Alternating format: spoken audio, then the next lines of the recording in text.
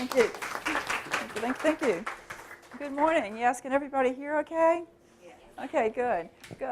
We came up with this talk because there seems to be a great deal of interest in what the medical community is actually doing about the opiate crisis. Have you all heard we have an opiate crisis, okay?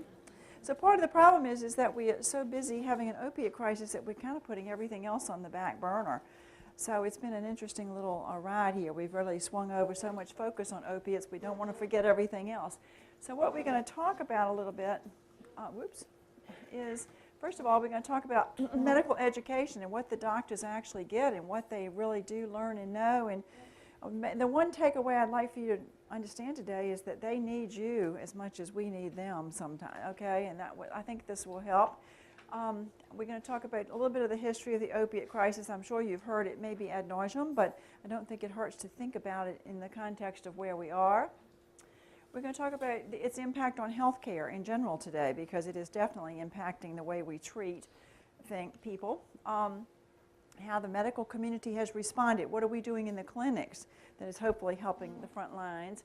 And then we want to talk about the way the community, how to work better, like I said, with the doctors. I have added a couple of new things today. I added some slides about the CBD oil, because that's everywhere and we're hearing so much about it. So we'll talk about that, and then some of the other trends that we're seeing as well. So I really want you to please feel free to make comments, ask questions, because that's how we bring it to life, okay? So, process of medical education. Does anybody in here have any family members who are doctors? Okay, good. Feel free to chime in, because the medical education process is quite long. They do 4 years of undergraduate college, but mostly focused on sciences these days, of course. And then they do 4 years of medical school. The third year students, not until the third year where they actually go out and rotate through each division in the medical school for 8 weeks. They get a concentrated visit. So it's not until the third year that they really do start seeing patients as physicians. One of the things that we were just talking about, they've started putting a lot of the first year classes on Blackboard, so we can stay home in our pajamas and do our coursework. And then the third year, they're supposed to go out and talk to people, right? So it gets a little interesting. It's very curious, actually, how that's playing out with the change in the curriculum. So it's not until the third year, again, that they go out and start seeing patients in real time. And then they do 3+ years of residency on top of that. They become MDs after the 4th year of medical school, and then they have 3 or more years of residency. By the time they finish in school these days, they're looking at over $500,000 in debt usually along the way, particularly if they did loans from day one on through. So there's a great deal of expense to this process. And the first year residents are called interns, and that's when you hear about interns.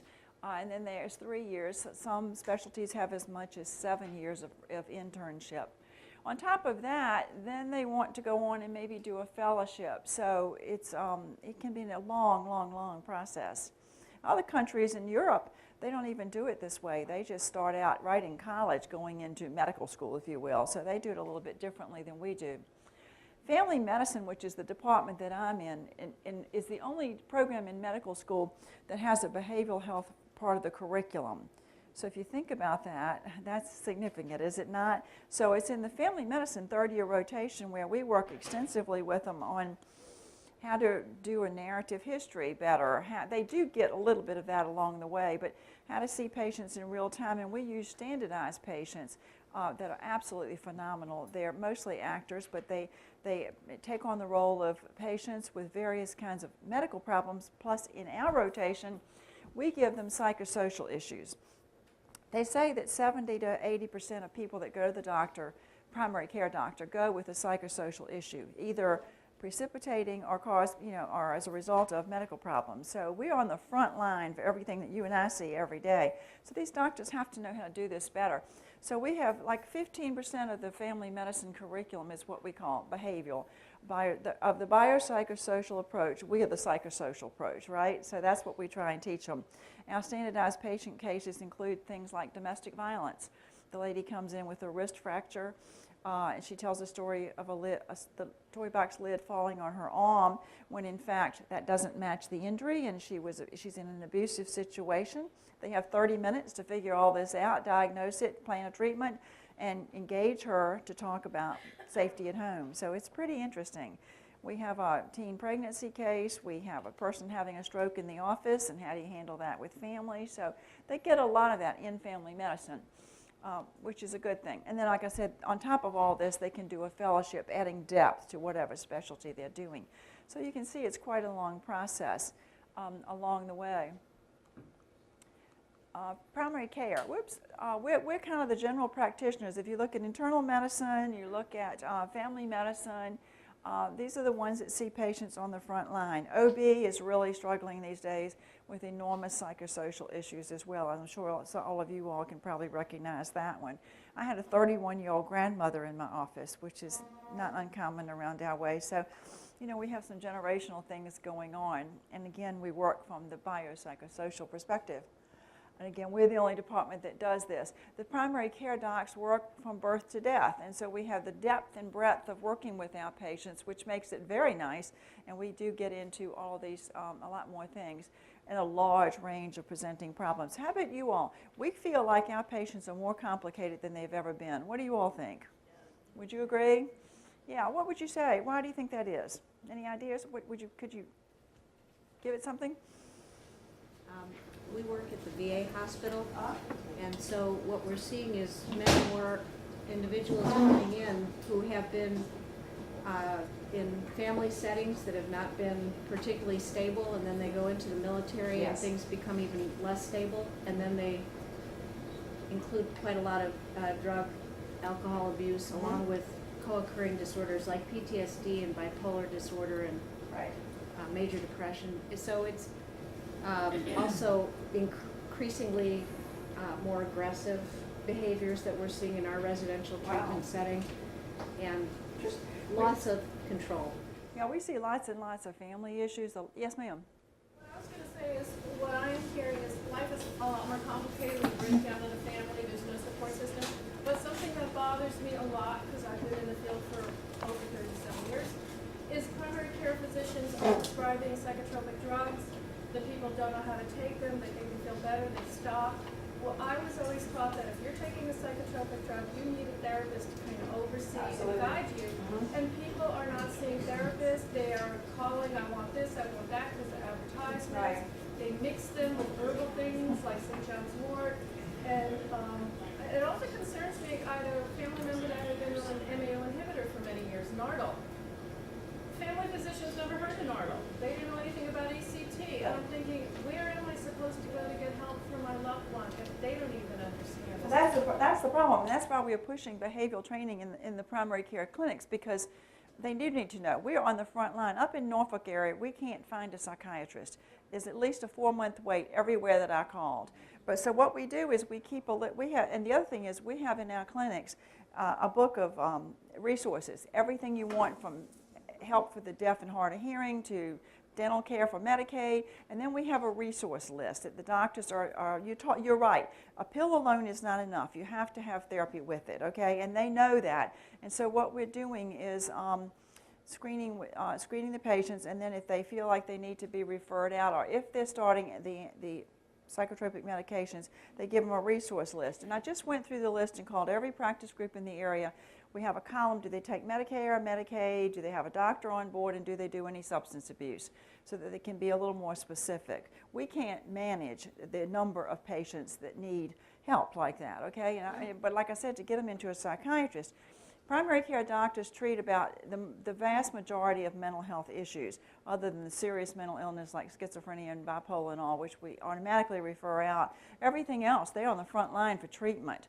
And they have to understand and know it. And we work a lot on trying to get them up to speed. That's why family medicine has behavioralists on board, and we spend half of our time in the clinic alongside of them, with interventions and helping them to learn, excuse me, too. And because it is a complicated problem, and they do have to know. And then we provide we provide lectures too. So we give them talks, and we teach them how to assess better and all that kind of thing. So we're trying, but excuse me, it's beefing up. But you're right, that's a very good point. We're going to talk more about that. Okay, so again, it's the most demanded specialty, and you can see why we're on the front line. Well, the other thing that's happening too is finally billing is coming around for us. We're finally able to put in health and behavioral codes. The wave of the future is integrated care. For those of us in our field that want to work with doctors, we have lots of new billing codes coming down. And they have lots of new billing codes. They can bill extra if they do smoking cessation, if they do cognitive screening with an older adult, if they do PHQ-2s or 9s or whatever it is that they want to screen for depression. They're getting paid for that now. So that's making a big difference too, because they weren't before, okay? So this is good. Internal medicine ranks third behind psychiatry. We always ask them, who wants to do psychiatry when they rotate through? For several years, it was like nobody. In the last 2 years, we've seen more, and we sure do need more psychiatrists. What do you all think? Are you short on psychiatry? Yes, I know. So here we are, back to our family doctors, right? Okay, so then again, we have the relationship, and we have the time and the frequency of visits to build those relationships. And so we're seeing, we're able to do a little bit better. And family medicine was not a specialty until 1969. Somehow that does not seem that long ago. And just to note, addiction medicine has only been a specialty for 2 years. And we have, can you imagine? Picture this, okay? So only for 2 years, and now we see addictionologists that are coming down. One of our residents is doing addictionology and has been spending time up here with Dr. Lee. And so it's coming, you know, it's coming along, but this is brand new. We've had doctors that did addiction treatment before, but it was never a designated specialty until 2 years ago. So we know about, I think everybody here knows about addiction, but I think we have to think about what does it look like on the front step of the doctor's door. And what we have to figure out here is that there's a difference in tolerance and physical dependence, which is what they think about and talk about, and that behavioral syndrome that goes along with it, right? And so if they can think about it, begin to embrace the behavioral syndrome and learn how to ask the right questions, it makes a difference. My coworker is an LCSW, and he and I sit in these, we go to all these trainings, you know, academic forums and grand rounds and all these things, and they bring people in from out of state. People from out of state are always smarter and know more. Have you noticed that, right? And so we go to these grand rounds and things, and they'll talk about like this, and Jeff and I look at each other and go, Social Work 101. One of the doctors walk around and say, can you do some CBT on my patient? And I'm like, we don't do it to your patient. Do you know what I mean? Or do you know CBT? And I'm like, yes, you know. But anyway, so it is a physiological dependence on a chemical. And this chemical thing goes across the board. We're seeing, like the lady in the back, like you just said, it's everything from the drugstore too. And they have to ask about that as well, right? So anyway, it is compulsive behavior that continues to use, and we're trying to beef them up to figure that out in their conversations with their patients, because they, frankly, they are on the front line as a turning point. You know what I mean? If you've got liver levels through the ceiling, then all of a sudden it's like, okay, yes. Well, also, I mean, the big issue now is the video games, and that's just a substitution. It's a process, and basically the brain is becoming engaged just as if it were a chemical. Absolutely, and pornography is a big thing, and that's one that presents in the front with them because they have sexual dysfunctions. So they got to ask, you know, they've got to learn how to ask and know to ask. And so, and like I said, we're trying to do a better job. We know that addiction is an illness, and they know now. They're getting, in medical school historically, they got about 2 weeks of addiction, honestly, in the past. I mean, they got nothing about it. But all of a sudden we have an opiate crisis, you know, so it's like now, what is it? I think this is interesting, and if you've heard my talk before, I always show this because I just think it's so cool. This is the definition we worked with for many years, that addiction is a primary chronic progressive disease characterized by denial and treatable by abstinence. Okay, we worked with that definition for many, many years. And the new definition is that, look at the difference. Primary chronic disease of brain reward, motivation, memory, and related circuitry. Look at the difference in the first statement. Dysfunction in the circuits lead to the characteristic biological, psychological, social, and spiritual. Notice that. We're putting that into addiction talk these days. Reflected in an individual pathologically pursuing reward or relief. But isn't that so much better? Do you see what science is doing to us? I mean, we are moving along here in our understanding of what we're dealing with, and they get this. I get 1 hour with the third years when they come through. Half of that is spent talking about how to arrange your session and do a better job of what we call skills lab in graduate school, right? And the second part of that is about addiction. How about that? So we don't get much. But we're trying to ingrain this in their thinking, okay? So anyway, that's a little bit about medical school and where they come and how they get into it. Addiction medicine is where they add depth. The 4th year of medical school, they go out and choose where they go to enhance their specialty interest. And so, like Moose, who's one of our residents, is coming up here with Dr. Lee, and he's doing some other things. He and I went to ASAM, started going to ASAM meetings and all. So there is, more. There's light on the end of the tunnel here for these docs. So we're coming along. But anyway, I thought that was interesting, and trying to change the way that we think about these things is definitely important. So we're going to talk a little bit about opiates. Have you heard enough about the opiate crisis yet? My goodness, it is constant. You think we never had another crisis, but opiate crisis didn't just start in last year, okay? The first crisis occurred 150 years ago. During the Civil War, morphine was the quick fix for everything that was going down back then. And there were 10 million opium doses given to the Union Army for one. How do they know that, I wonder? Numbers, numbers, and numbers. In 1880s, the physicians began to recognize the harm from all this morphine that they were giving. But it wasn't until 1898, look at this one, this is interesting, when Bayer introduced that long word, which was marketed as a cure for morphine addiction and for a cough, and the drug is better known as heroin. What do you think? So this is not new, folks. This is, what is that now, 150 years ago, right? So I thought that was very interesting, actually.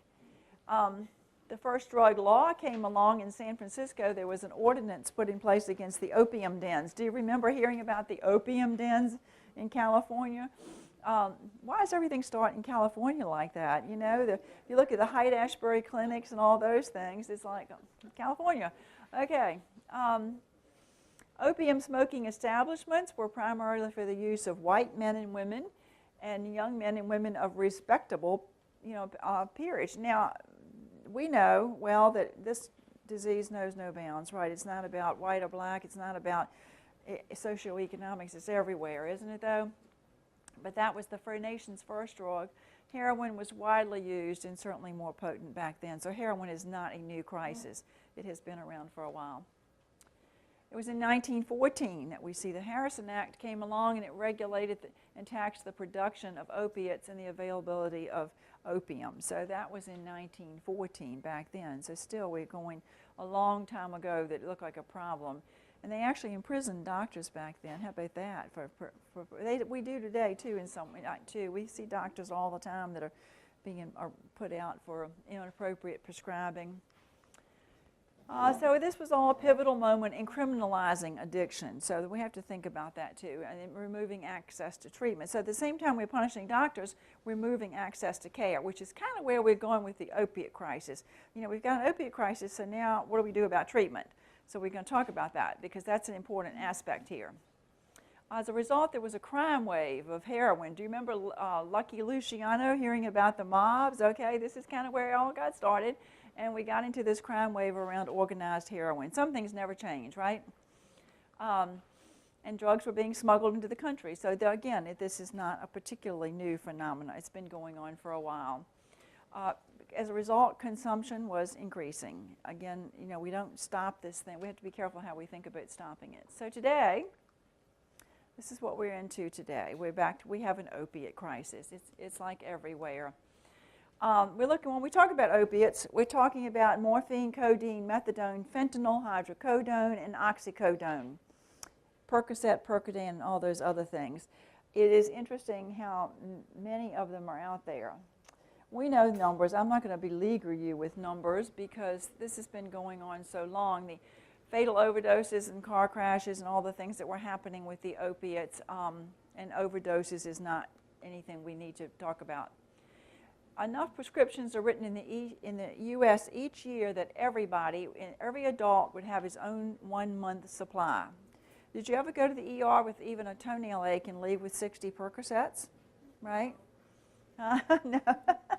So, I mean, they were handing them out without much thought in large quantities, very large quantities. And that was one of the things that happened. Between 1991 and 2013, the number of prescriptions for opiates increased fourfold. How about that? Threefold. With corresponding increases in the cases of addiction and overdose. Makes sense. The more you got, the more you're going to have abuse, right? So again, we're looking at extreme angle to the increase in problems here. The hospitalizations increased more than 50%, and the emergency room visits between 2010 and 15. That's 5 years we're talking about. What happened here that in 5 years we had a 50% increase in emergency room visits? Pretty significant, right? So in seniors, now that's the other thing we have to think about, is that there's no age limit to this. And the older you get, the more fragile you become with drugs and drug interactions and taking multiple medicines. So in the non-institutionalized population, 1 in 5 seniors filled at least one opiate prescription in 2015. And in 15, and in that 7% filled 4 or more opiate prescriptions. Think about that. And think about the older adult who's fragile anyway, and they're loading them up with all these medications, right? And so we have to, that's something to really think about, because the age thing is really a factor here. We do a senior clinic. It's an integrated care clinic. We've been doing it for many years, and it's myself and whichever learner I have, my intern, the doctor, the resident physician on geriatric rotation, our geriatrician, and then now we have a pharmacist on board. We did before, now we do again have a pharmacist. And we meet with seniors, older adults with complicated medical issues, and their caregivers. And we do caregivers. The caregiver help is probably as successful as anything that we do in senior clinic, but the first thing that they look at is the medication list. And it's always long, okay? The older you get, the more you can avoid medicine, the better it's going to be. Because the older you get, the longer the list gets. And the drug interactions, now doctors spend as much time looking at whatever it is they're looking at about drug interaction as anything that they do. Do you know what I mean? Because it is huge. And so then they start taking things off the list. And that's what happens. And the more specialties you go to, the more drugs you pick up, right? And nobody seems to have a handle on all of that except maybe the primary care doctor. But I think that's interesting, except 4 or more at one time. Can you imagine what that's like, right? So we went to undertreating, which is what they used to think they did, until now everybody and his brother was getting everything they wanted everywhere they went. So we went in a big swing here, from not having treatment to having too much treatment, right? So anyway, so I think there's some interesting things to think about there. Whoops, what happened? Oh no. Oh, okay. All right, so going back, in 1980, in the New England Journal of Medicine, this pharmaceutical company put out this article that addiction was very rare with opiates, that it was not a problem, and they assured the population that it was safe to use these drugs, okay? And that was back in 1980, and this is the beginning of where the problem started, okay? They vowed and declared that addiction was not going to be a problem, and that one was for Percodan, okay? So here we go. It's okay. Use it freely, please, all right? Purdue Pharma, owned by the Sackler family of physicians since 1952, is the culprit you hear about in the news all the time. You've heard about Purdue Pharmaceutical. They're in the news every week now, but they've owned the company since 1952. They produced OXYCONTIN, which is one of the first ones that was out there, and it was their biggest seller throughout the 80s and the 90s, but then it was going off patent. When drugs go off patent for a company, they become pretty creative in doing something else with it. If you remember early on, it was Prozac that came out, and Prozac was going to go off a patent. So the company that owned it then repackaged it, produced a drug, and I can never remember the name of it, but it was for PMS. And it was a 2-week dose pack, same drug, same production, but in a 2-week dose pack for PMS. And so they swung it around and they did something else with it. Do you see what I mean? So then they come along, they're very creative about how they manage these things. But OXYCONTIN was going off patent, and they needed a replacement product because it was making good money. So OXYCONTIN came along in 1995 for pain, and it was recommended that they give it every 12 hours, which was one of the big pushes. It's a long-acting drug that they could keep. So it's interesting to note, when you look at how this develops, that the FDA review committee chair that approved OXYCONTIN ended up joining Purdue within 2 years of the approval, okay? So here, let's jump on this one. So then, up until then, they were long-acting opiates were only used for chronic pain, very, very chronic cancer pain, and that's where they were, and that's what they were for. So this is one of the ads they came out with, and one of the things that we're seeing now is what happened became absolutely hell for patients because they were giving pain medicine that had supposed to last for 12 hours. But guess what? It didn't cover 12 hours of pain. So they were needing more sooner than 12 hours, okay? So this is what it became. It became hell for patients that were trying, and doctors who were trying to manage pain. At this point, Purdue doubles their sales force. They promoted OxyContin for all types of pain, everything. Now it's good to go. It's not addictive, remember, and giving it 12 hours to differentiate it from other drugs. This is a long-acting drug. You don't have to take it as much. Get this one. It's easier to manage, all right? However, what happened is with the 12 hours, the duration of pain relief was less, and so then what did they do? They didn't tell people about this. They didn't say that, okay? They just kept promoting the longer-acting drug.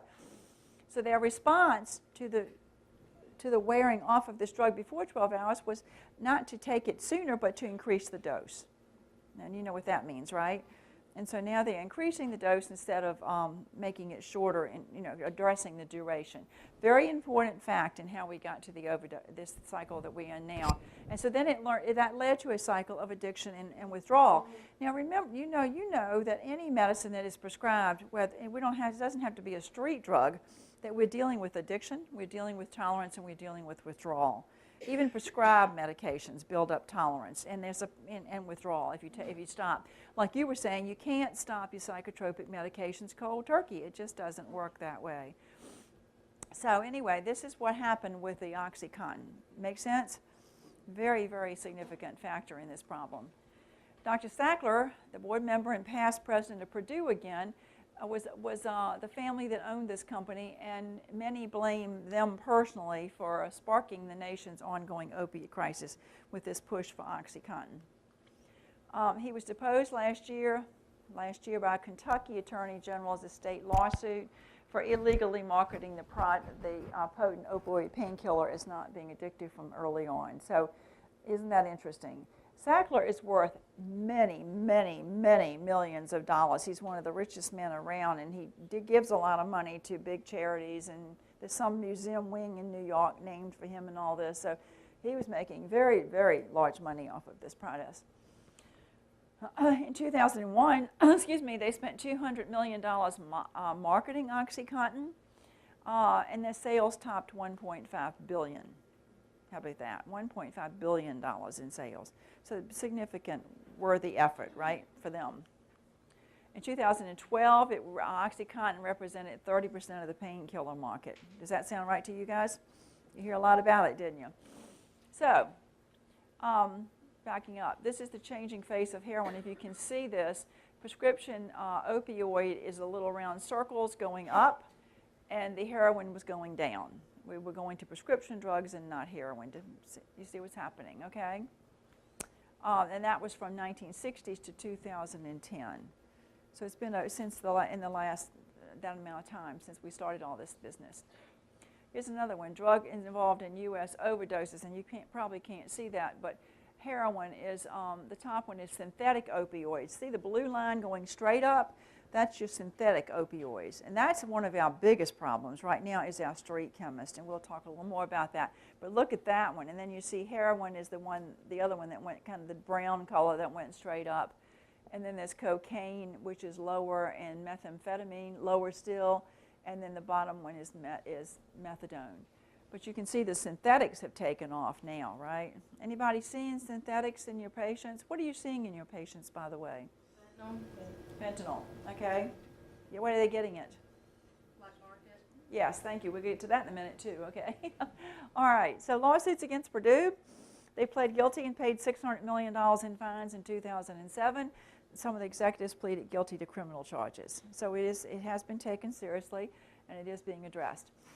Let's see, they pled guilty along with 3 executives to misbranding OxyContin about the addiction potential.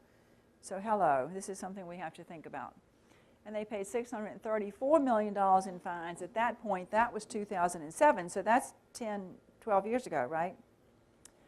In December in 2015, in Kentucky, they settled a lawsuit for $24 million.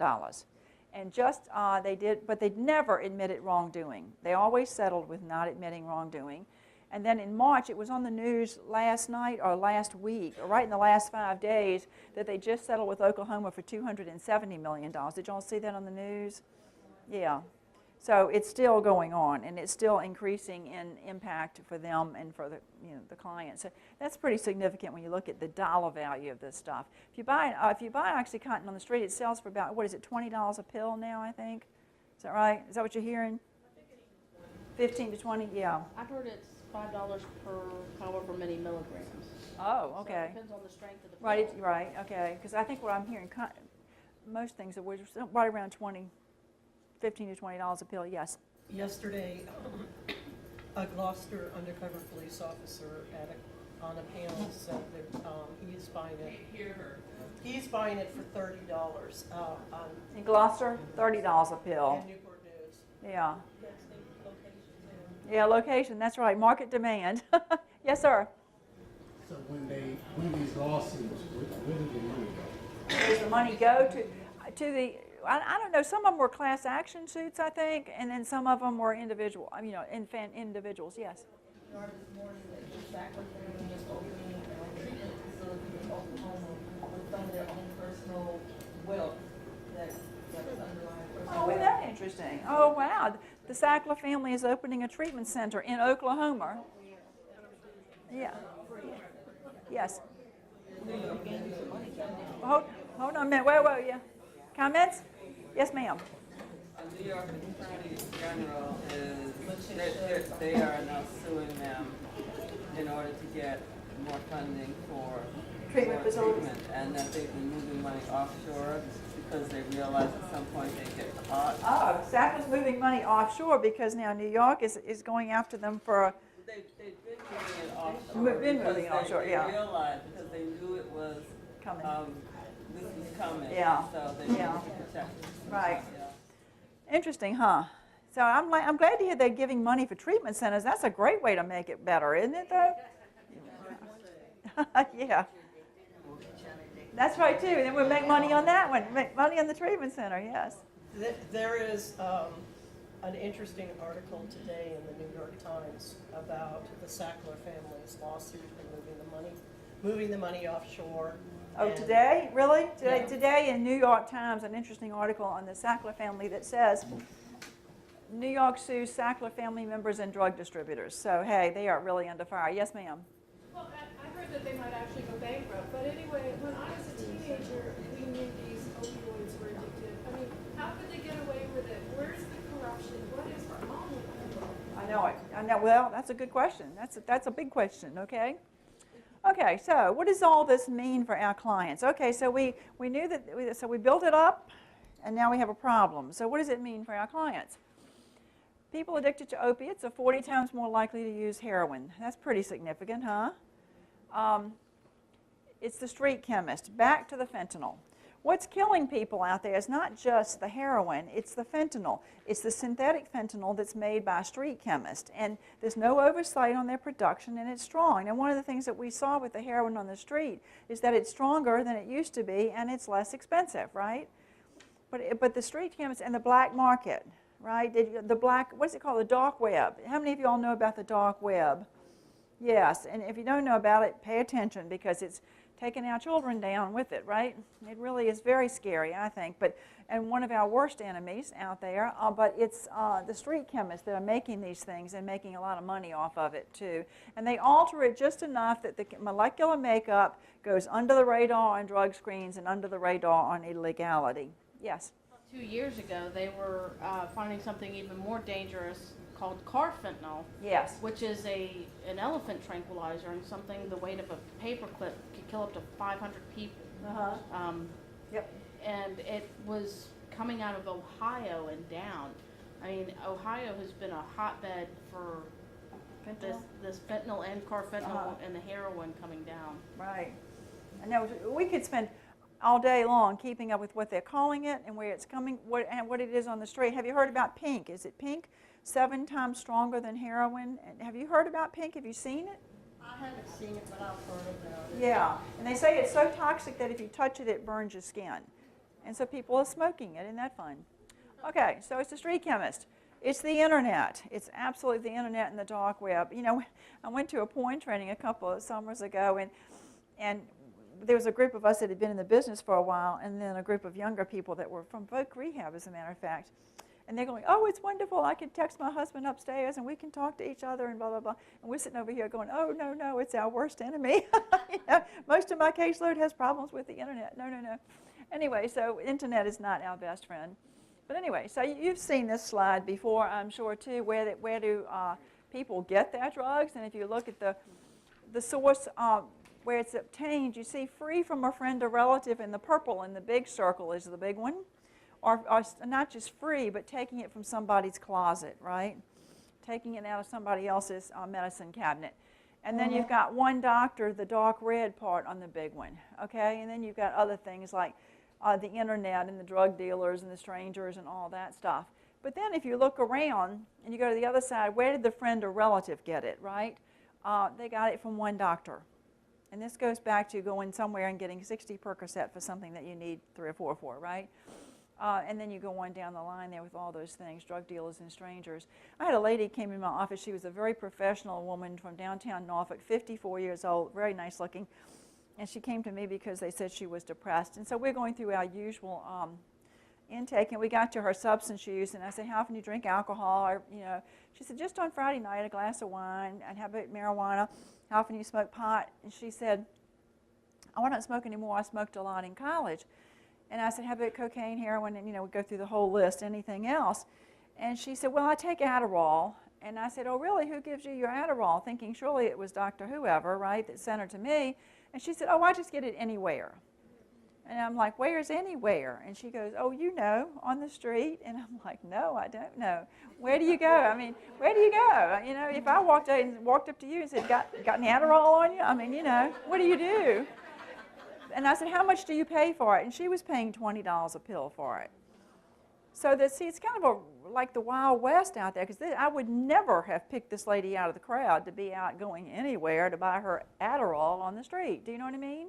So we don't know, do we? It's interesting times. But I think that's interesting is the one doctor thing particularly. So, you know, anyway, in the clinic, we have an increasing number of patients requesting and expecting prescriptions for narcotic pain medicine or for refills. And this was part of that buildup. We give it to them amply, and they take it, right? So then we prescribe more in America prescribe more narcotics than any country in the world. Why is that? Do they not have pain in Europe? Okay, seriously, think about this. Why do we prescribe more? Okay, well, several of our doctors have been to Europe recently. One of them has a son that lives in Germany. They walk a lot of places, they ride bicycles, they do a lot of other things. But for some reason, why do we need so many pain medicines? I mean, it's just really interesting. The culture, it's a culture. We've built a culture. The mindset, we have a mindset that we can't handle or have pain without a prescription. And that's regardless of how much pain we have. People want medicine for pain that really, sometimes you just have to tolerate. You know, I'm of the mindset, too, that I think we've also created a culture with mental health, that you need a pill for everything that goes on. Just because you have a bad day does not mean that you're depressed and need medicine, right? If you have a good day, it does not mean you're bipolar. Have you found that to be true? Isn't that true? I mean, think about it. You know, if you give patient medication, they start their medicine, and they feel better, then they think they're manic. Okay, well, am I bipolar now? I'm like, no, you're having a good time. Good for you. You know what I mean? But isn't that true? Do you understand the culture shift I'm referring to with it? And advertisements on television. Even my daughter a long time ago came in and she said, I need, what was it? I don't know, one of those drugs, Prozac, Paxil. And I said, why do you think you need Paxil? And she said, well, that little bee just gets so happy on television, maybe I need some of that, you know? So, I mean, you know, we have a culture of making it user-friendly, right? And so that's part of the problem with this, too, is the mindset that they need their prescription, they need their painkillers. So all of a sudden, we're pointing fingers at the doctors. Whose fault is this? We have a problem. It's all the doctor's fault because they are prescribing too much medication, right? So what do we do about that? We're seeing, and they talk about the effects on the white middle class that are now bringing it to the surface and coming to see the doctors. And we heard about that ad nauseum. And so it's their fault for overprescribing what's going on. So then we have to go back and say, okay, what are we doing right or wrong or different? So started looking at policy changes. What are, yes, sir, excuse me. Okay, five minutes, okay. Let's see, we're going to start, we go real quickly and we'll take a break. They started looking at making policy changes in the clinics. No narcotics on first visit. We have a policy now, and generally speaking in a lot of clinics, no narcotics on first visit. But believe it or not, that has made an enormous difference in drug seeking in our clinics. They love the residency training clinics over by Norfolk General Hospital because they know that they see different doctors, they're young doctors, they think they can dupe them, and they do. But now that we have a policy of no narcotics on first visit, the word must be on the street, because we have had minimal drug seeking folks just straight up coming in just for that. Do you know what I mean? They do say, even our most experienced doctors will say, though, that if somebody's coming in and they have to tell them no now, that he's very careful how he does that because they are prepared for a violent reaction. How about that? Yes, ma'am. I work with the senior population, and I see a lot of people who will tell me that they will go to the emergency room Yes. because they know they'll get narcotics there. It might not be very many. Right. If their PCP won't give them a narcotic, they'll go to the emergency room. Right. So does this no narcotics first visit go? That's our clinic. That's our family medicine clinic. Not vet family. Just our family medicine clinic. And then this is pretty much becoming a general policy, I think, among your primary care doctors, okay? Because again, they were on the front line for handing this stuff out. We have a pain management contract. If they get narcotics, they sign a pain management contract. No narcotic, no, one doctor, one pharmacy, random drug screens, and what's the other thing? Oh, the PMP, the Physician's Monitoring Program, which we'll talk about in a minute. But they have to sign a contract. If they violate any of the contract and they come back with a drug screen that either doesn't show that they're taking their medicine as prescribed or it shows anything else, they can be fired from the practice with 30 days emergent care coverage. Okay, so, and they sign the contract knowing that's what they're getting into. One doctor, one pharmacy, and random drug screens. Let's stop here actually and take a break, because then when we come back we'll talk more about how we're monitoring all of this, okay? Okay, everybody ready? We're going to move faster, but thanks for your feedback. Okay, so the Physician's Monitoring Program. How many of you all are familiar with the PMP? Okay, the Physician's Monitoring Program is a computerized program that the doctors can go in and see every prescriptions you filled for the last 2 years at every drugstore you've been to. And it's a wonderful help to their practice these days, believe me, a wonderful help. And part of the pain management contract and part of the new FDA policies is that to prescribe or refill a narcotic, they have to check the PMP. And it's interesting what they find, and that's how they find out that you didn't take your medicine or that you've been to 5 pharmacies. Excuse me, you've gotten it from 3 or 4 other doctors. Excuse me, it's working, gosh, very well. Oh, thank goodness, finally, just recently we got online with North Carolina. And so we needed to be online with North Carolina because Nags Head and the Outer Banks for us is our hotbed of drug activity, okay? So now we are online with North Carolina, and that really makes a difference. It's not so easy to run down there now and fill your prescriptions. Do you know what I mean? So anyway, the Physician's Monitoring Program is a database, and it has to do with every controlled substance, and it's a huge part of managing this problem. So just remember that in case you didn't know. So again, okay, it was put in place to help ensure safe prescribing practices. Law enforcement and health professionals licensing board use it. It helps catch doctor shopping, if you will, going on, diversion, and inappropriate dispersing. Very, very helpful with that. And it's being monitored not just for the doctor's daily use, but by the law enforcement and so forth. So it's very important.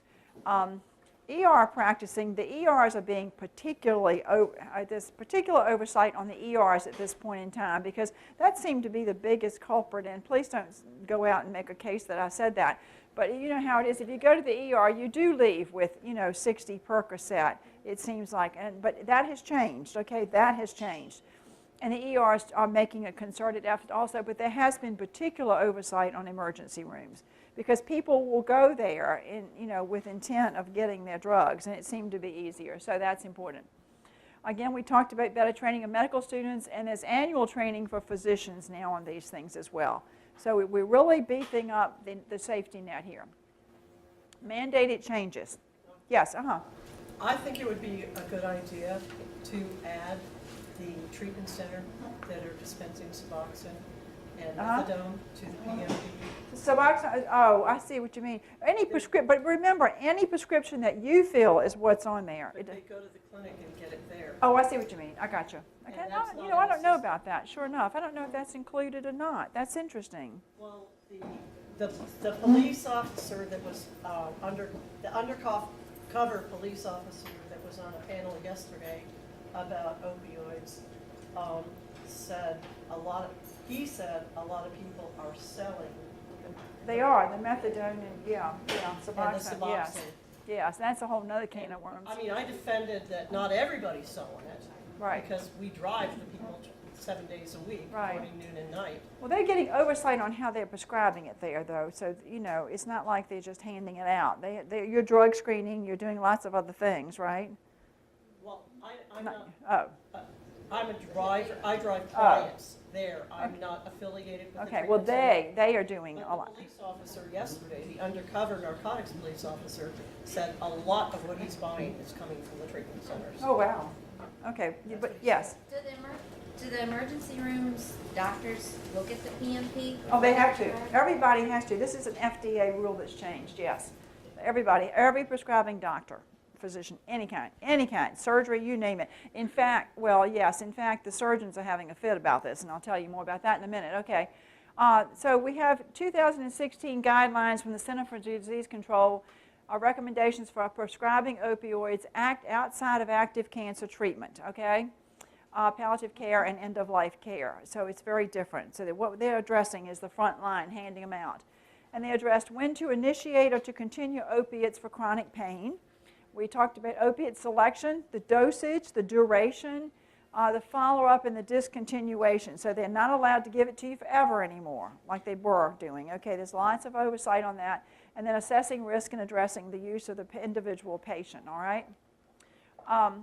Non-pharmacological therapy and other kinds of therapy are preferred for chronic pain, and they're pushing that. We're using a lot less narcotics, excuse me, and they're trying to do other alternative treatments. We're seeing a big push on that, and that's significant.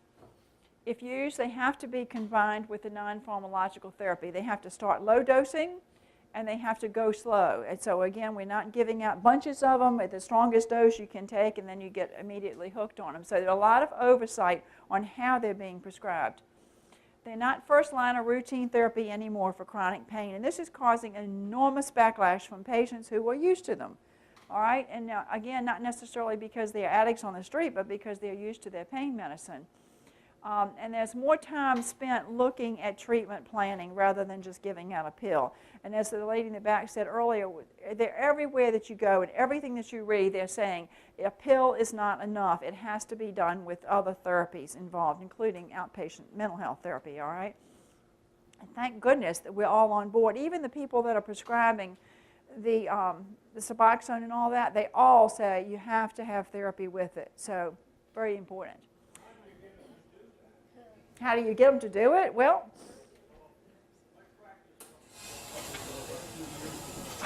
I had a psychiatrist, and 90% of the phone calls that we got in our office was for medication.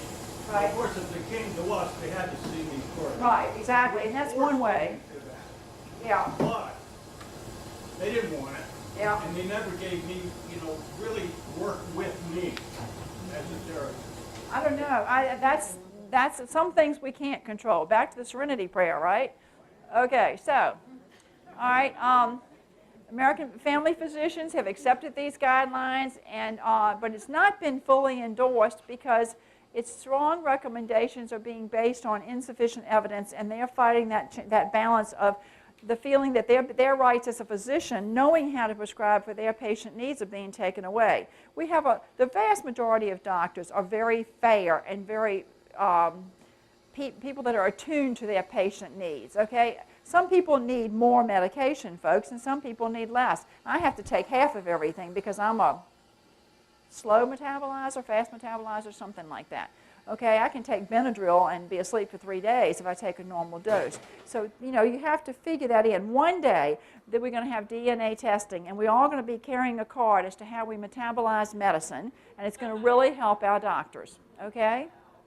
Because that's not, they don't know until we try, right? So, anyway, they have serious concerns about enforcing these guidelines because it's an immediate switch with patient care that may, in some cases, not be appropriate for that patient's need.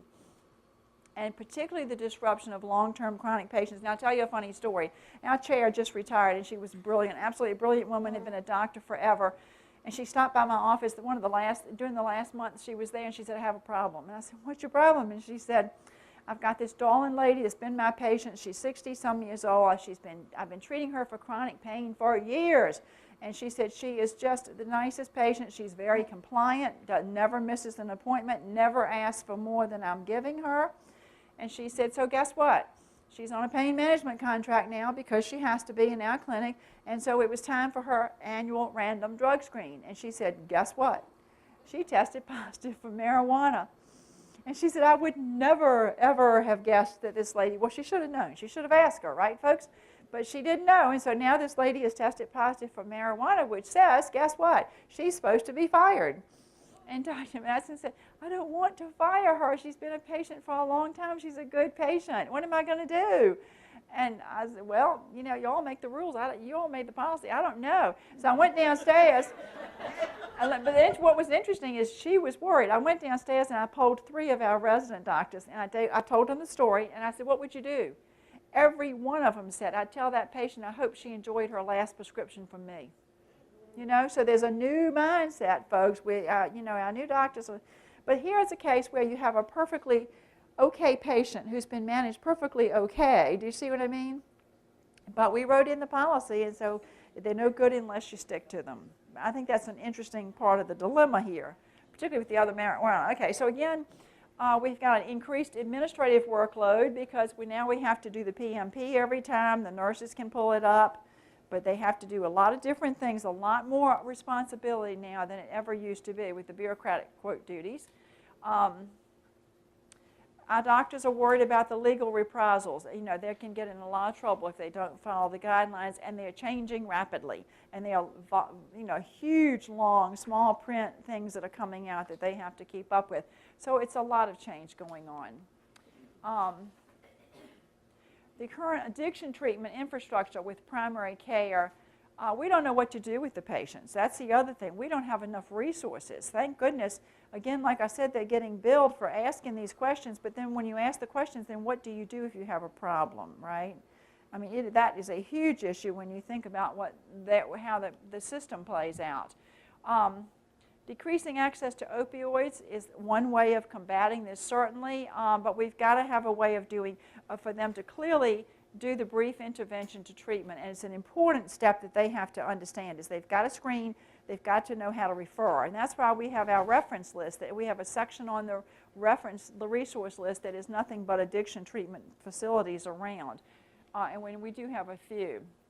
So, you know, Medicaid requirements for office-based opioid treatment, that's the Suboxone business you're talking about and all that. They have to have special training, pay money, and go to special training to be okayed as a provider for Suboxone. And not one doctor in our clinics has done that yet. So that's the kind of thing that's going on. You know, that's 8 hours of training to get the waiver to prescribe it. Now that's easy to say. Okay, go get 8 hours of training and then you can do it. But that does not mean they know what they're doing with it, right? What does 8 hours do in the big picture of addiction treatment, correct? And so they need the adjunct services along with that. We need licensed behavioral health providers have to be co-located with these doctors. And the wave of the future is integrated care. Patient-centered medical homes where you have behavioralists on board. I'm on the board of Port Human Service in North Carolina, the largest mental health practice east of 95. We are a co-location patient-centered medical home, which is a mental health facility with doctors on board. We have primary care doctors, and they do a lot of telemedicine in rural North Carolina. But these are some of the rules that we're looking at, okay? We as behavioralists in our clinic or in the clinic providing these consults and doing these things to talk about these. about those changes. Prescribing is now limited to a 5 to 7 day prescription. You're not going to get, well, you just did. You just got a bunch, but supposedly it's a 5 to 7 day prescription now for opiates. A lot better. I know my daughter broke her foot and went to the ER recently, and when she left there, she had 5 Percocet. That's all. 5. Enough for 2 days. That's all she got. Okay, so that was different. Normally she'd have left with 60, right? So that was good. But a 5 to 7 day.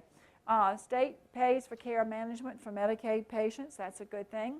The state, Medicare and other insurance billings are stepping up to the plate, which is a big part of our problem, and we have state mandated practice guidelines. Now, how do the physicians feel about this? Okay? When asked how the new regulations, asked them, I walked around and did an informal survey of my docs and said, what do you think? Okay, how do you feel about it? One of them said, I'm worried all the time now. I'm worried that I'm breaking a new regulation, worried that I'm not keeping up, mostly worried that I can't treat my patients with the care that they need. Like I said, not all doctors are overprescribing and giving you too much. Most of them are very thoughtful and trying to manage your care appropriately, and they resent being told how to do that. Do you know what I mean? Because they are fair and honest, okay? One of them said it's taking so much more time. There's so many protocols. It takes time to check the PMP. It takes time to give somebody a screening tool, okay? And it's all about how their treatment is changing. So they were really concerned about that. They're moving pretty fast. Let me tell you, what they have to do in 15 or 20 minutes is a lot of responsibility. I am forever amazed at what they have to know. One of them said, I'm concerned the pendulum is swinging too far with skepticism about patient compliance, and it's affecting our ability to treat properly. So can you understand their side of the story in that regard? So there's a two-way street here. Sounds like negative responses, but on the other side, there's another response. And so, we have to think about the patients. We have to think about the kind of patient that we're treating. It's not just that they're being negative. They don't want to be handing out lots of drugs, but they want a fair shot at managing their patient care. And that sometimes I think we get so many rules and regulations. Who sits in Raleigh and Richmond and Washington and makes decisions that drive how much paperwork we do, for God's sake? Do y'all do any of y'all private practice is better? But some of these agencies, you have 20-page intakes, for example, or some named acronym program comes down the board and we have a 15-page something with a new name. The secret to our success, folks, is to think about what you do, give it a new name, wrap it around something, and put it out there, and then you can go train about it and write a book and go on Oprah and retire, right? Because so many things that are coming down at us, Jeff and I sit there and go, that sounds like really like social work 101. Just give it a new name, put it out there, and let's run around and train about it, But anyway, so they're not just being negative, they're concerned about their patients. And I told you the story about the older adult woman that, a perfectly fine patient. The moral of that story is the doctors have to ask more. They have to ask about drugs and alcohol. And we're training the medical students, and they get dinged. If they don't do that, they get marked down, believe me. So student education, which I told you about a little bit earlier, in response to that, they got NUD, and they had two weeks maybe early on. But now, guess what? It's all been enhanced.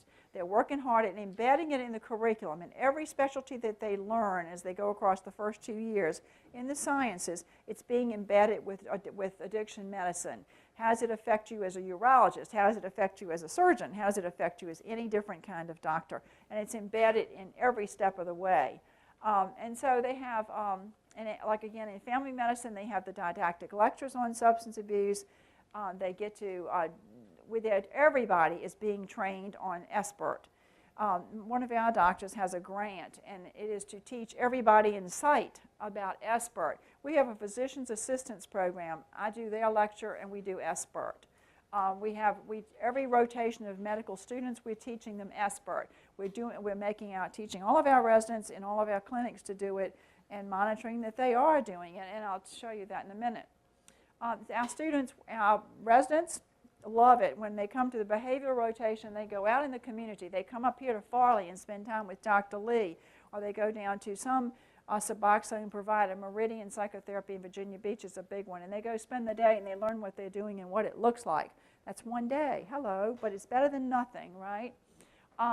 And so that we try and get them out there to see what it looks like on the other side of the coin.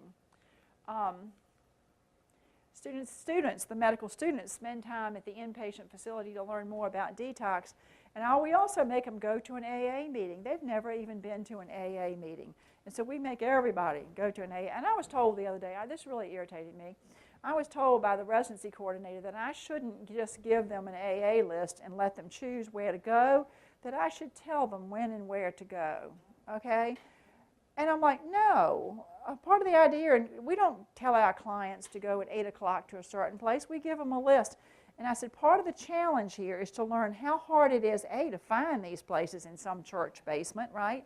And how awkward it feels to walk in that door. They need to understand that, don't you think?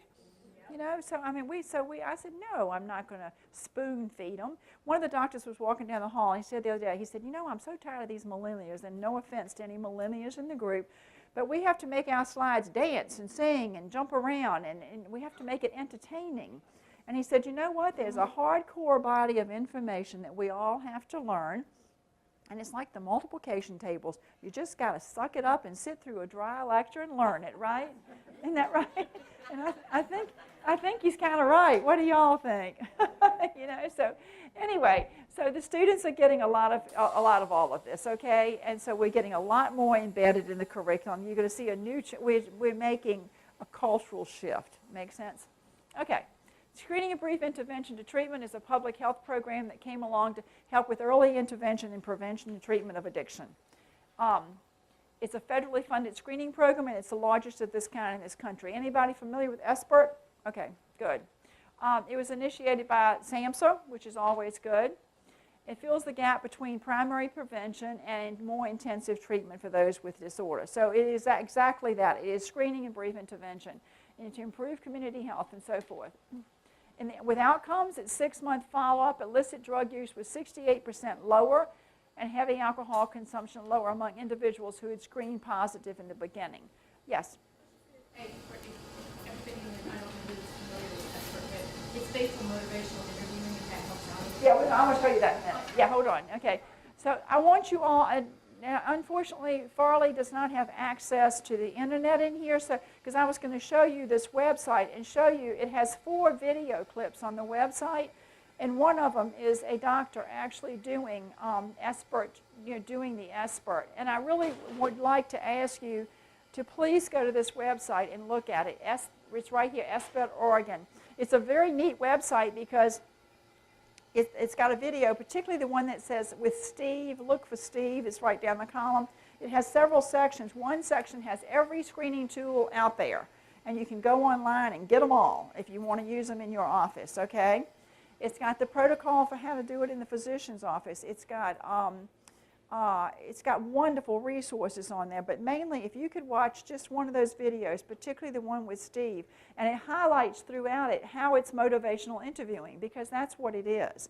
And it highlights all the way through it, and then at the end, the doctor talks about how it worked. But I really would like for you to watch one of those little video clips, if you would. I think you'd find it very, very useful. The procedure in our office is that a nurse gives every patient, or every new patient or whatever, a screening tool, the audit or one of those kind of things. If they screen the least bit positive on that, then when they go in to see the doctor knows that, okay? And then they talk to them, and they use motivational interviewing. They start where the patient is. They roll with resistance. All that business, it's perfect. It's absolutely perfect, and they can do it as part of their 20-minute visit. The video, though, is awesome. I really would like for you to watch it, because it's a perfect example of everything. Again, hello, folks. We're all back to basic skill building, but it's working, and the doctors are required to do it. And in our clinic, like I said, it's automatic now. They're doing it, and when they have the handouts available, we have the referral list available. And the other day, they actually had a patient who left our office and went to inpatient detox in Virginia Beach. So, but they have to ask, and the other thing I'm pushing on them constantly, if you look at your patients and you want to send them to me because they're depressed or anxious, you got to go back to good old DSM-5 rule outs. What's the first rule out in DSM-5? Is it medical or medication, or is it substance abuse? And before you can diagnose anything else, you have to ask those questions, right? And so we're pushing on them. You've got to do your rule outs. before you decide what you think it is, and before you prescribe a bunch of drugs, you better darn well know what else they're using. So anyway, please take time to look at that. Again, we're looking at the treatment is being paid for, it's being covered by different and then we're looking at interprofessional care. We're becoming part of an accountable care organization. That's a group of practices that come together. We're part of patient-centered medical home. All of these things have integrated care approaches. A pill is not enough, and that's the takeaway of every lecture that every person and every physician gets, is that you can't just give them a pill. They have to have therapy. They have to have a program involved, right? So that's all good news, don't you think? We're doing away with all these silos of everything we've always had, and that's wonderful. Yes? I'm in a situation where a lot of folks, sometimes we don't even know they're on an AT, they don't tell us, and they're not getting the cognitive piece. And then I've heard from counselors that say when they do get the cognitive piece, because they're on an AT, they don't have, they're not detoxing, so they're level, but they're not having the issues. So they're not dealing with the addiction except for medication. So those things that come, especially when someone first gets clean, they have a lot of anxiety and all those things. Right. We are having real issues with communication between particular places, student medication, and there's no consequence to it. And then, like I said, when I talk to the services board, it's like, these folks are the ones that aren't doing anything with it. So what do we do about that? That's the bottom line question here. I don't know the answer to that. What? Medication, yeah. I don't, So are we dealing with, like you said, no one wants to have pain in their stuff. Right. And so therefore we're just medicating these folks. And I have a lot of folks on prevention control that just go to the clinic, and then I have some of them that get take homes and they just sell them. So there's just a lot of issues. Oh, you're drug screening, right? We are drug screening, and the only reason we find out that they're on medically assisted treatment is because the drug screening will show us, because they won't tell us. And then when we try to get information, time consents and all that, they won't tell us when they're using cocaine or other drugs, but they're still getting medication. Oh, So yeah. it's a real problem. It is a problem. And that's one of the things that this random drug screening is helping with, as part. We're not doing the random drug screening. That's the Yeah, big well, mistake. but in that case, I think we have to know your resources and advocate. Put yourself out there, folks. Get a release and go talk to everybody that you can. If you've got a patient, because the doctor, they don't tell the doctor everything. They don't tell us everything, right? But get a release. And I think one of the takeaways from today, please, is get a release and talk to your patient's physicians. That's important. They need to know. Since they're on the front line to prescribe so many psychotropic medications, for example, if a doctor's starting somebody on Celexa, and that's your patient, and they're not doing very well, don't hesitate to get a release and call that doctor and say, look, my patient's not doing very well. You've only got them on 10 milligrams, for heaven's sakes. What do you think about an increase? What do you think about a change? They really count on us for that more and more, because we can't find psychiatry, and they don't have the time to monitor. Do you know what I mean? And yet they're on the front line to prescribe. But I don't know what if I were you, I would just start making as many collateral contacts as you. Particular organization that's getting meant, and when we have been to the staffings and I've asked for, Oh, wow. when we do an intake where we ask for people if they're getting an implementee, and we're getting real resistance from them. Not clients, but Is it the only game in town? they're popping up. We just got one in Gloucester. We didn't used to have one. They used to go to Newport News to get it. And there's one in Vicksburg now, and we've had some real problems just getting information and sharing that information. And we went to, my whole thing was, if you're in an MT, get the cognitive piece.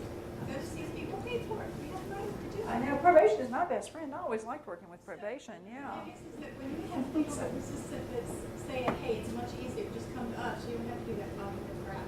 You don't have to, that's not we'll good. just distribute drugs to you. I don't know, that's going to be true anywhere. I think you have to know your resources. Who can you rely on? Who can you depend on? Who do you refer to? Do you know what I mean? So I don't know. You can't.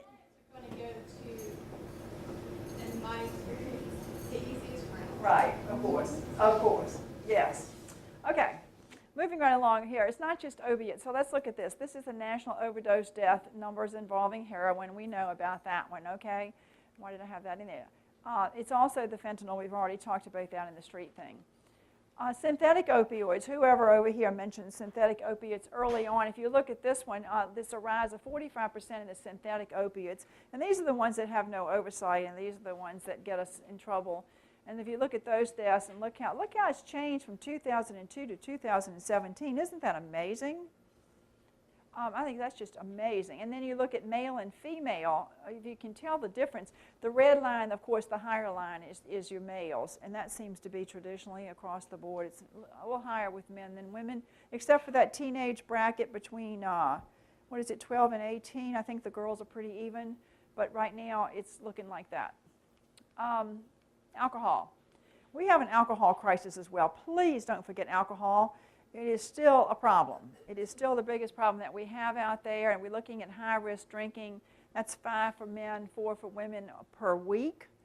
Think about that, okay? Or at one time, standard drink. Again, make sure you express to your clients what a drink is. For heaven's sakes, it's not a 40-ounce beer. It's a 12-ounce beer, right? So make sure you think about that. And then we're looking at the past 12-month drinking patterns. Prevalence shot up from 8.5% to 12%. This is with alcohol. So we're still seeing an increase, okay? Nothing has leveled, nothing has changed for alcohol. High-risk drinking was up, a 30% increase in high-risk drinking. Now, I always tell the medical students, okay, if your high-risk drinking is drinking more than 5 drinks if you're a guy at a time. And I said, I bet if I poll this room, and it's usually 22 or 25 of them in there, I said, I bet if I poll this room, a large many of you would raise your hand if I asked you how many had 5 drinks at any one time in the last year. Think about it. You go to a football game, you drink a couple of beers, you go out to dinner, you have a couple of glasses of wine, you go to a party afterwards, you have a couple of more drinks. Guess what? Hello, you met the criteria.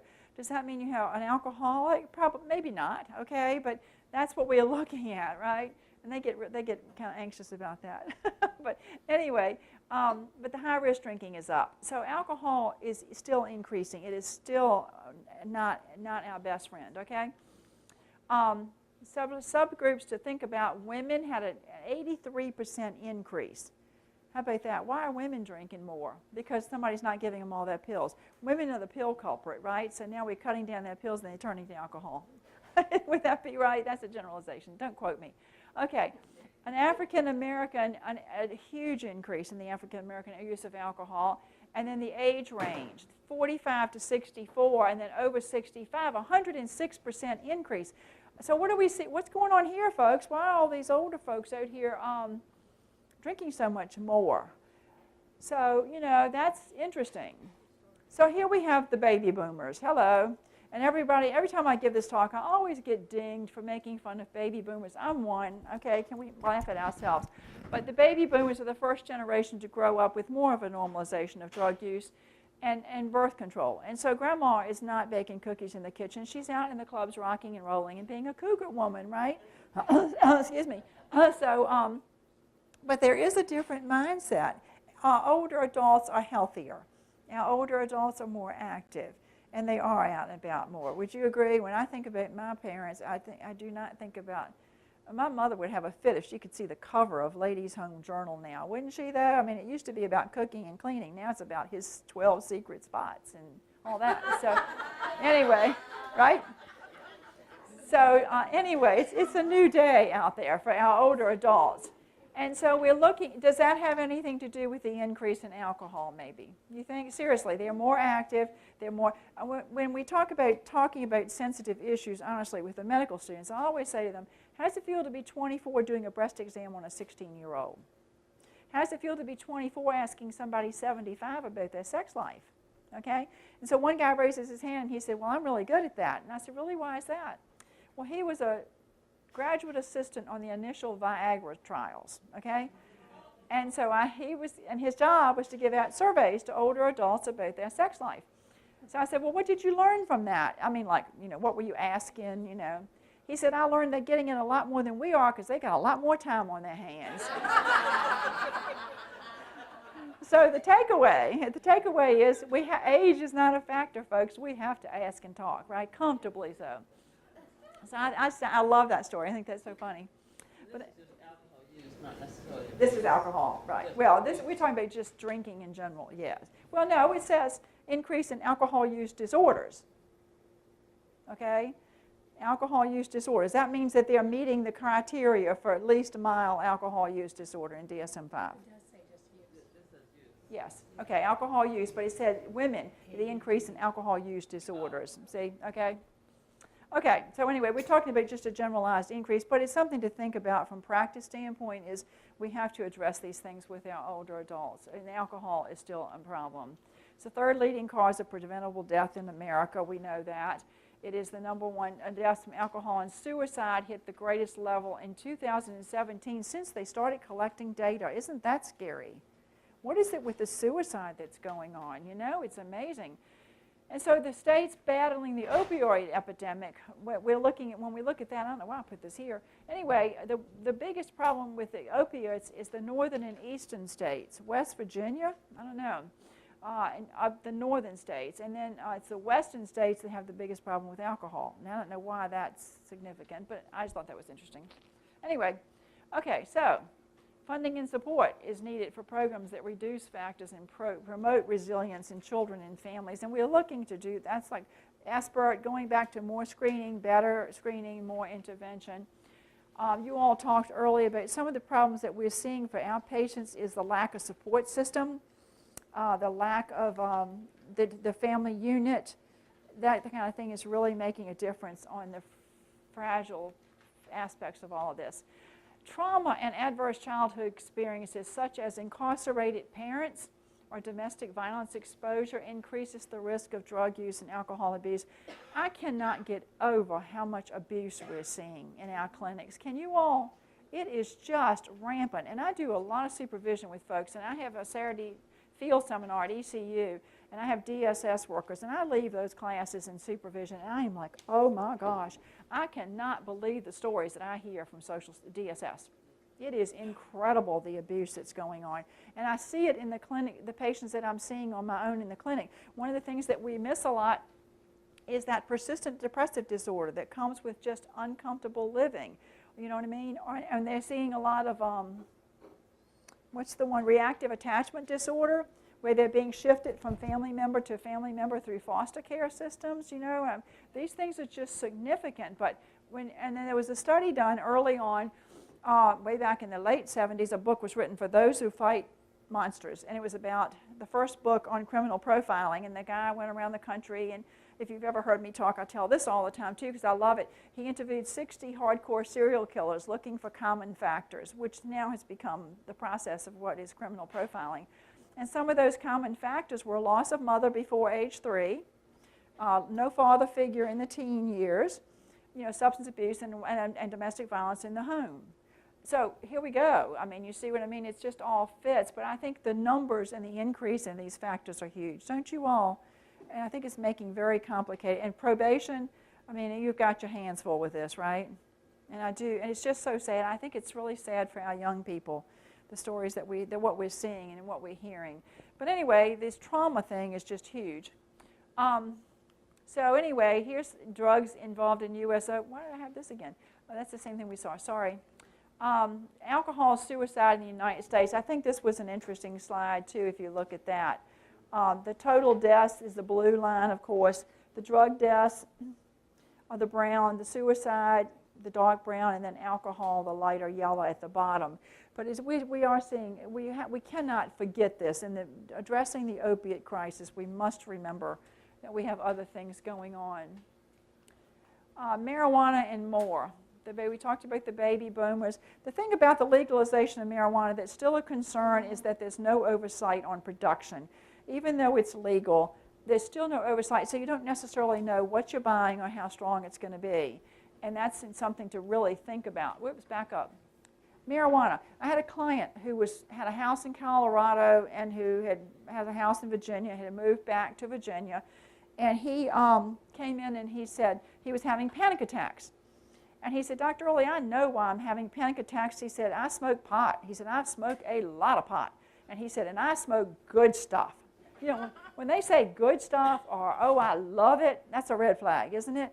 So anyway, he said, and I know, he said, I know why I'm having, you know, this panic thing. And he said, and I'll tell you what, he said, he was 50-something. He said, I just really am sitting here today hating myself for wasting the last 35 years stoned.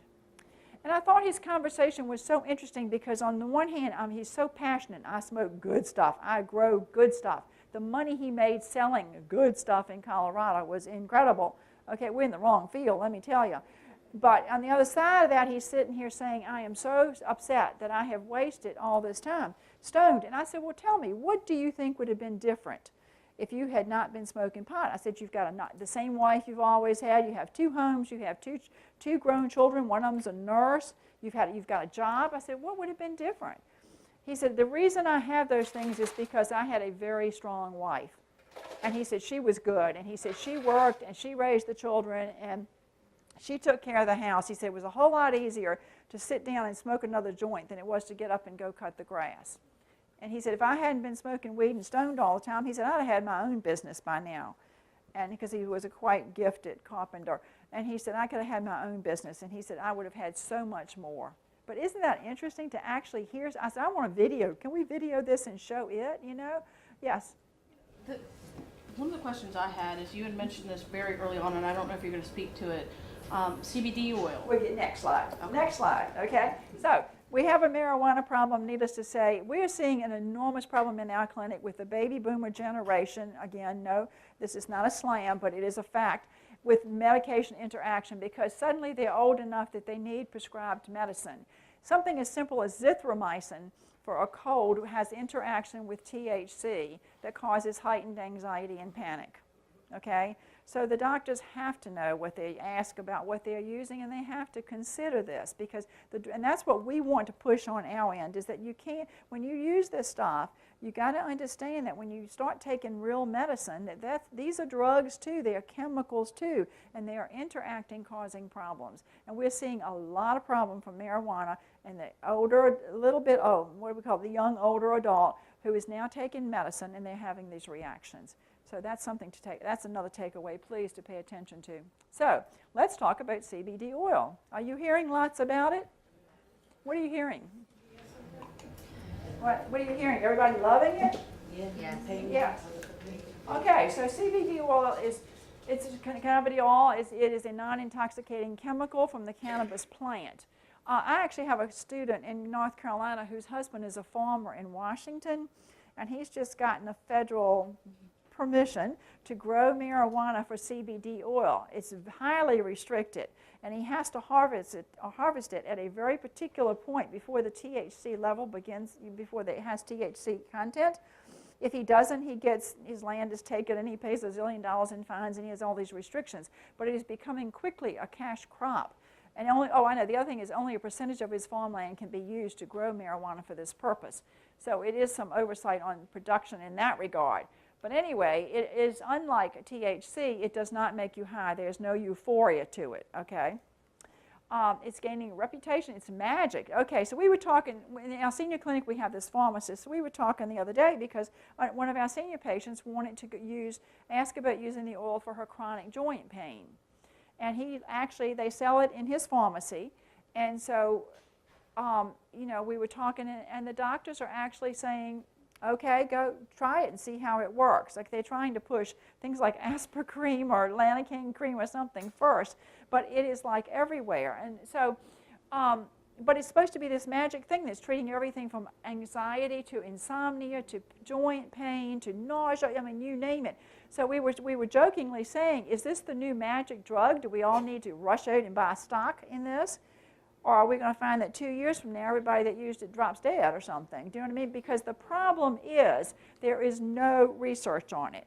There's an article that came out, I just got this yesterday actually from Science News, all about, and the title of it is, The CBD Boom is Way Ahead of Science. Okay, and that's our problem with this, folks. Yes, it seems to be very benign at this point. It seems to be getting very positive results from observation and feedback, but there's no science on it. There's no Now, as far as production, the one thing the pharmacist said is to encourage people that are going to try it and want to use it is, please don't go buy it at the local convenience store. Buy it from a reliable pharmacist, and there's 10 companies out there that produce it with oversight. And in here it mentioned one of those, if I can find the name. But anyway, if you buy it at a regular drugstore, you're more apt to get it made by a reliable company. Yes. I have a chronic illness, and I went to Colorado to see if the marijuana would help or CBD, and it's so different out there.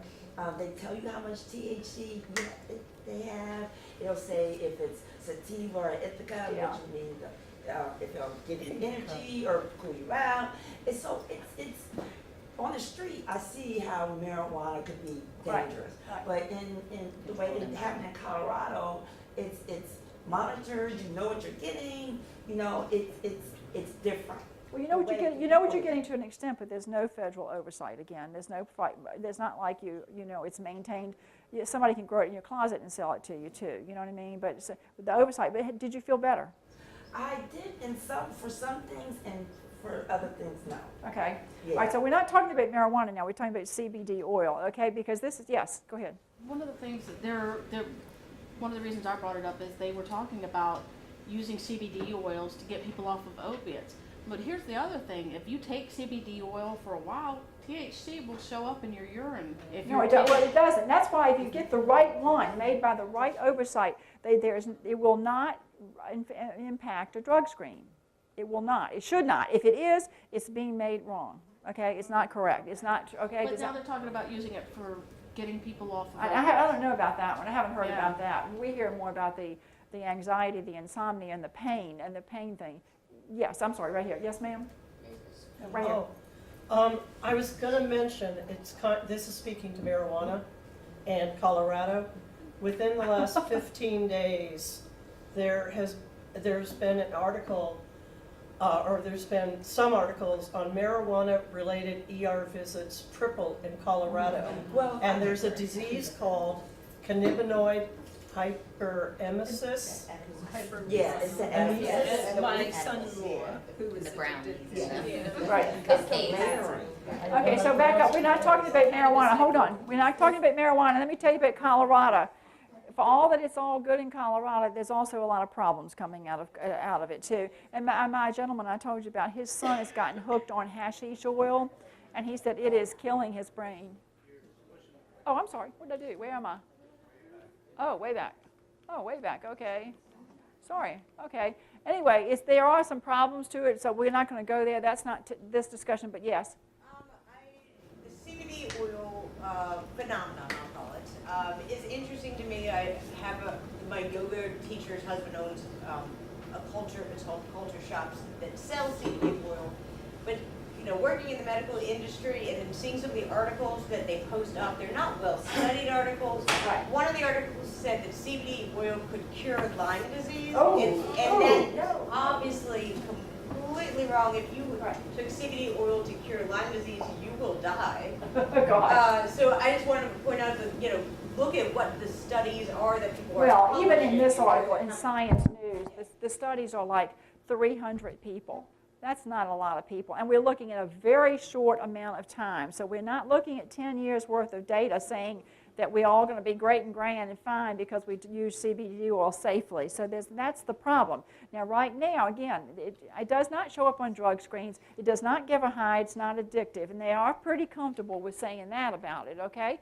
And they are getting good results from it. I mean, I have a police officer that has a horrible gunshot wound in her leg.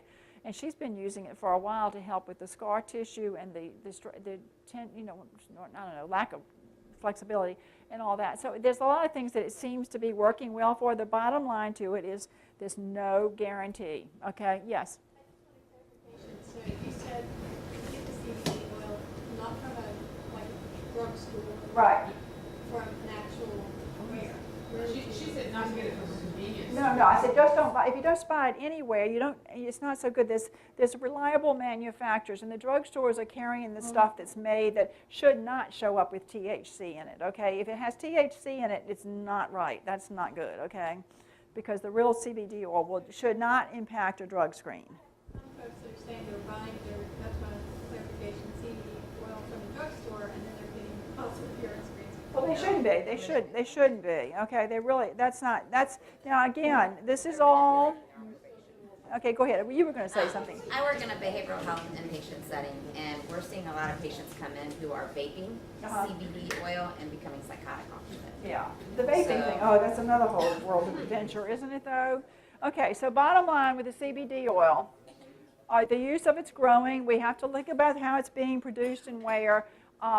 There's the roll-on oils. It's a roll-on, like a thing that you rub on, which seems to be pretty effective with joint pain these days. In the drugstores, it's selling for about $70. Does that sound right to y'all? Okay. And then the FDA has only approved one version, and that was for epilepsy and seizures. The only one that's been tried, true, and tested use is epilepsy. Okay, so anything beyond that, there's nothing tried and true about it, except for what we're hearing, which is not bad at this point. The sublingual drops, and the people say that they're doing the drops usually for anxiety and things like that, that it really is helping, so who knows. But the drops, you're looking at 300 milligrams, $70 for a 1 ounce bottle that lasts for a good amount of time. So the whole message here with CBD oil, folks, is that it's out there, that right now it seems to be really good feedback coming from it. It should not show up on a drug screen. If it does, it's got too much THC in it, and that's a scam. We got our scam artist again. That it is no research, and that's what we have to worry about. So stay tuned. Again, there's tons and tons of articles coming out. You all are professionals. I hope that you know that when you read an article, to look at what it says and how many people are they studying. 10 people over 6 weeks is not an answer, folks, okay? And even in here, they said that they mentioned, if you want to look up this article, it's in Science News, and it's from March 27th. In Science News, and this is a very, very good overview of everything about CBD oil that looks reasonable. So have you tried CBD oil? Have you tried CBD oil? Yes. Okay. And I have multiple sclerosis, and it worked for some of my symptoms, but not all. Okay, so it's not the magic cure to everything in the whole world, but if it's an alternative to other things, it might not be a bad thing, okay? So, I have a lot of meds, so I can take away some of those meds. okay, now that's the other thing to remember is that it is a chemical of some sort. So if you're rubbing it on, that might not be so bad, but if you're dropping it in your mouth, always check to be sure it's okay with your other medications. Do you know what I mean? But anyway, so that's kind of the story. Make sure, again, there are 10 companies that produce it with some oversight that we're not getting it. Don't buy the THC thing. Yes? But again, since it's so new, the ideal is knowing that it might have an interaction. Yeah, you don't know. You just don't know. It's hit or miss. And so you still a little bit of Russian roulette to it. Medication-assisted treatment, real quickly on this one, there's some interesting commentary going on that the trend is based on the fact that now they're thinking that medication-assisted treatment is medication for life. If you relate it to diabetes and you start insulin, you take it for life, right? So I was talking to Dr. Hallman, who unfortunately passed away very suddenly from Virginia Beach, from Meridian, who was wonderful. And we were talking about it, and I said, what do you think about taking this Suboxone forever and ever? And he said, well, it is a brain disease. It's a chronic progressive brain disease. So we should treat it like we treat diabetes. You take it forever. And I said, well, what about the diabetic that does exercise and diets and doesn't need their insulin anymore? What about that person? Can we not give this option to people who are taking this stuff as well? And he said, absolutely. And he said, that's why and he was one that always pushed. He said, that's why it goes back to taking, adding psychotherapy to this. It is not a pill is not enough. You've got to look at the whole person. So I think there's some interesting debate about that going on. So work with your patients from that perspective as well. So again, is it lifelong? The FDA-approved medications are cost-effective, and it certainly is saving lives, and we have to be aware of that, but we have to have the psychosocial treatment as well, very important. 30% of treatment programs are offering the medication these days. Farley, you have it here, I'm sure, yeah. And so again, less than half of eligible patients are receiving the medication. It's not cheap. That's the other problem. We have to find less expensive alternatives, but it's coming, but it is out there. So again, I think I'm excited from our perspective as behavioralists that we are looking at people pushing psychotherapy along with pills. I think that's a trend, a culture shift too, don't you think? Definitely. But anyway, so what else do we want to say real quickly here? It's working. We know that it's working, right? Again, 242 people is not much of a study, is it, on this stuff? But anyway, does abstinence-based treatment works? Multiple studies show that 2/3 of patients in abstinence-based treatment programs relapse, abstinence alone, with the opiates and heroin. So, you know, again, if you look at the top one, 24% relapse within 3 days, 45% within 7 days, 50% within 14 days, 60% within 90 days. So does it work? It probably is a huge help, don't you think? So we don't want to discount any of these things, but we want to look at it with a little bit of a scientific eye, right? So yes, it's working, and yes, it makes a lot of sense in a lot of ways. So know your patient. That's the main thing. All right. Treatment, I think you all know about that. We talked about resources. The problem is connecting. I had a question up here earlier about PAs and nurse practitioners as allied health professionals. And I will say that you're going to see that your patients are probably seeing a lot of PAs and nurse practitioners when they go to the doctor these days.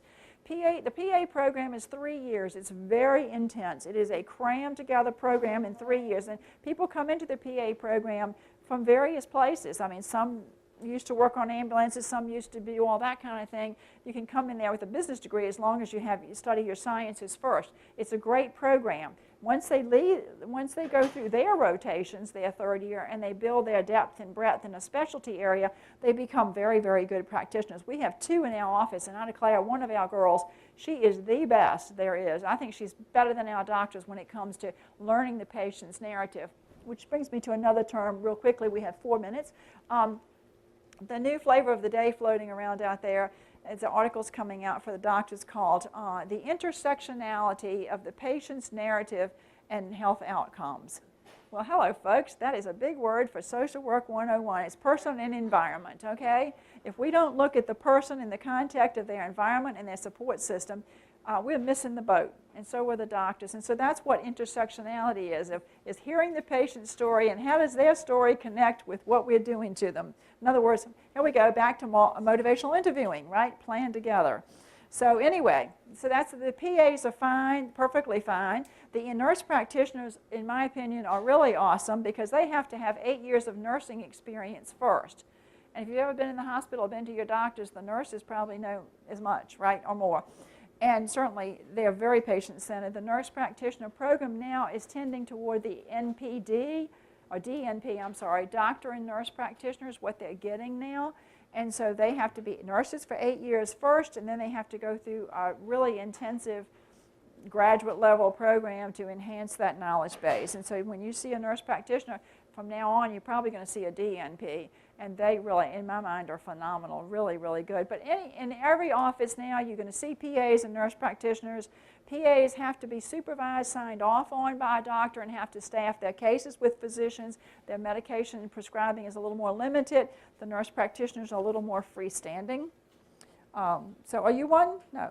No? Okay. So but don't be afraid of them. They're fine. They know what they're doing, and it works well. But anyway, so much about all of this in an overview. I hope this has been somewhat interesting. Please, the takeaway, do not be afraid of your physicians. They need you. Contact them, talk to them, and make a push for good things. And thank you very much for your attention.